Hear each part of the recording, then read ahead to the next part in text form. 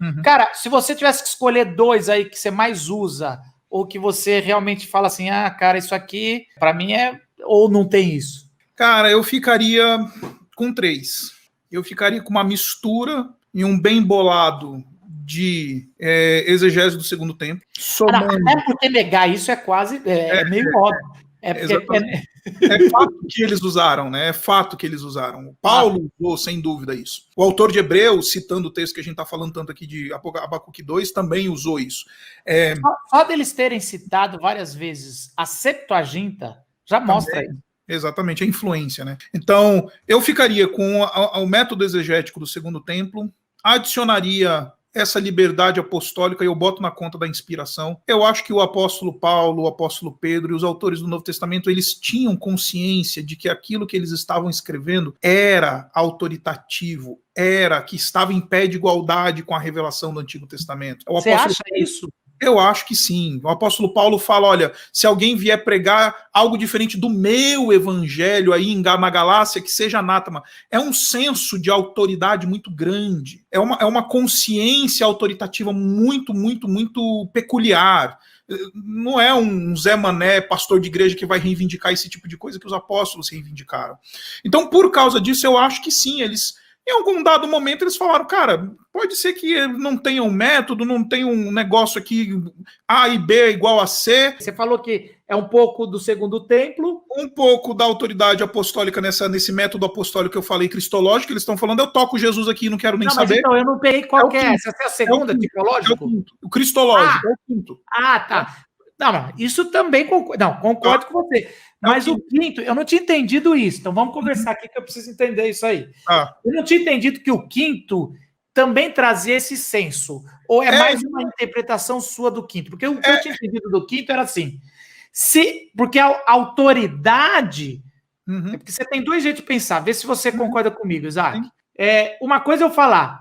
Eu andei com Jesus, ele falou que ele é o cumprimento do Antigo Testamento, ele é a palavra de Deus, eu só vou seguir isso aqui. Então eu não estou falando como eu sei que o que eu estou falando é uma autoridade equivalente ao Antigo Testamento. Só estou falando que quem é a autoridade do Antigo Testamento falou que é o Cristo. Outra coisa é você falar, o Cristo falou e aí caiu uma ficha. Agora eu estou falando como maior autoridade aqui desse nosso meio. Nesse sentido. Para mim existe diferença. Existe. Eu vejo pouca, mas existe. Eu acho que ela se sobrepõe. Tá? Ela se sobrepõe um pouquinho, mas ela existe. Eu acho que tem um pouco dos dois. Eu vou dar um exemplo para você. Quando você olha para João no capítulo 19, João capítulo 19, ele cita Êxodo capítulo 12 e diz para nós que cumpriu o Êxodo 12 o fato de que... Só me fala, o 19 é qual mesmo? É quando o João narra para nós que não quebraram a perna do Senhor Jesus Cristo, não quebraram os ossos do Senhor Jesus Cristo, e isso foi em cumprimento à escritura de Êxodo 12. Só que Êxodo 12 não é um texto profético. Deu para entender? Êxodo 12 não é um texto que está dizendo que... Entendeu? A intenção de Moisés não era dizer... Moisés, ele está dizendo para o povo de Israel ali em Êxodo 12, olha, vocês vão comer o cordeiro da Páscoa e vão comer ele todo e vocês não podem quebrar os ossos desse cordeiro. E ele está falando para o povo de Israel, que está celebrando a primeira Páscoa. Deu para entender? Não tem nenhuma indicação no texto de que aquilo é algo profético, de que aquilo é algo aponta para o futuro. Aí vem o apóstolo João e fala assim... Não, isso daqui é cumprimento de Êxodo 12. Aí você fala, mas de onde você tirou isso, João? Deu para entender? A minha resposta é, além da influência do judaísmo do segundo século, método exegético e tal, o João, ele ouviu do próprio Jesus que as escrituras falam dele. E ele se sente com autoridade suficiente para fazer essa conexão, mesmo que no texto não tenha absolutamente nada que me diga, me grite ali, quando eu leio o Antigo Testamento, que aquele texto é uma profecia de que ninguém ia quebrar os ossos do Senhor Jesus Cristo. Mas o exemplo que você está usando pode se encaixar no tipológico. Se o Evangelho de João já abre falando que ele é o cordeiro, vamos olhar características desse sacrifício. E aí João, que já não é um sinótico, João tem muita liberdade. Eu diria que João, se alguém acreditava que tinha inspiração, era João muito mais que Paulo. Paulo eu duvido, mas João, o jeito que ele muda o Evangelho ali, na inspiração bíblica, mas ele fala, vou contar um outro evangelho aqui dos discursos de Jesus. Aí eu acho que realmente ele batia no peito e falava, eu já era bispo de Éfeso, ele fala, pode deixar, cara, não fica, deixa que o pai preocupado não em tentar que eu vou aqui. Exatamente. É o patriarcado joanino em Éfeso lá. Imagina esse cara com 80 anos de idade, um pouquinho antes dele ser preso lá, exilado pelo Diocleciano. Dá muita moral, é muita moral. Quem que vai falar com ele? O último que sobrou que ele coloca no seu próprio evangelho, porque ele tá vivo e não foi martirizado. Tava sofrendo pressão para morrer. Então, assim, eu honestamente acho que se você fizer abrir o comentário, você vai ler algo completamente diferente do que eu tô falando aqui, tá, gente? Pra ser intelectualmente honesto com todo mundo aqui. Mas eu acho que sim, há por trás, é perfeitamente plausível você dizer que por trás há esse ímpeto de alguém que aprendeu do próprio Senhor Jesus Cristo, que o texto fala dele, então eu vou fazer essa conexão. Mesmo que o texto, eventualmente, exegese ali do Antigo Testamento de Êxodo 12, não me dê nenhuma manga para eu puxar para chegar lá na crucificação e que não quebraram a perna de Jesus. Entendeu?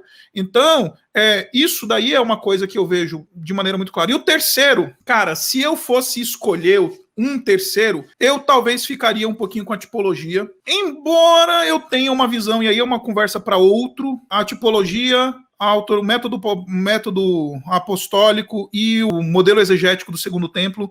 Então eu fico com esses 3 dos 5. Mas eu já escrevi paper no mestrado que eu defendi o sensus plenior. Tá? Para você ver como eu não morro por nenhum deles. Tá? Já defendi claramente o sensus plenior, tô lá fechadinho. Os eruditos do plantão aí, sabe, já ouviram falar certamente do tal do Raymond Brown, que é um teólogo católico que, enfim, começou essa história de sensus plenior. E, enfim, eu já defendi a tese a partir do sensus plenior, tá? Então, assim, mas se fosse para escolher 3, a tipologia, o método exegético e o apostólico. Uma pergunta para eu entender os campos. Os reformados no Brasil gostam qual desses? Eles não gostam do sensus plenior porque o sensus plenior tem cheiro de catolicismo. E eu confesso para você, também tem mesmo, tá? O sensus plenior ele deixa muito aberto o método exegético. Tá? Dá para você inventar bastante. E como o evangélico gosta de caixinha, gosta de uma paradinha mais fechadinha, um algoritmo mais redondo, né? Então aí a gente não gosta muito de sensus plenior. Aí os reformados, talvez, de maneira geral, eles vão ficar ali na escola da tipologia, porque a tipologia contextual, o contexto, bastante o contexto. Eu acho que o meu antigo professor era contextual, quando você estava falando aí, mas... E os mais moderninhos é o Segundo Templo, né? A turma lá do Bernardo Show, meu amigo, colega, professor no Seminário do Servo de Cristo, foi seu professor também. Então, o Bernardo, ele é judaísmo do Segundo Templo na cabeça. Eu, assim, a grande discussão, eu não sei se o pessoal tá curtindo, eu tô curtindo demais, Isaac, eu gostei muito, porque, assim, para nós, primeiro para mim, que sou professor de hermenêutica, é importante para nós entender e definir, ter alguns padrões, porque simplesmente falar, eles faziam assim porque eram inspirados pelo Espírito Santo. Primeiro, eles eram inspirados pelo Espírito Santo, só não temos dúvidas, mas a dúvida que se tem, e é muito forte, é se eles têm essa noção. Então, várias vezes, eu acho que nem tinham e nem deveriam ter, porque senão eles não escreviam nada, até pelo temor que Paulo tinha por Jesus, tudo. Ele falava, por que eu vou gastar um pergaminho aqui para escrever esse assunto? Eu vou escrever outra coisa. Mas, por outro lado, eles estavam sendo inspirados pelo Espírito Santo. Então, o que a gente quer quando quer interpretar a Bíblia é, gente, vamos seguir o padrão dos autores do Novo Testamento. É isso que a gente quer.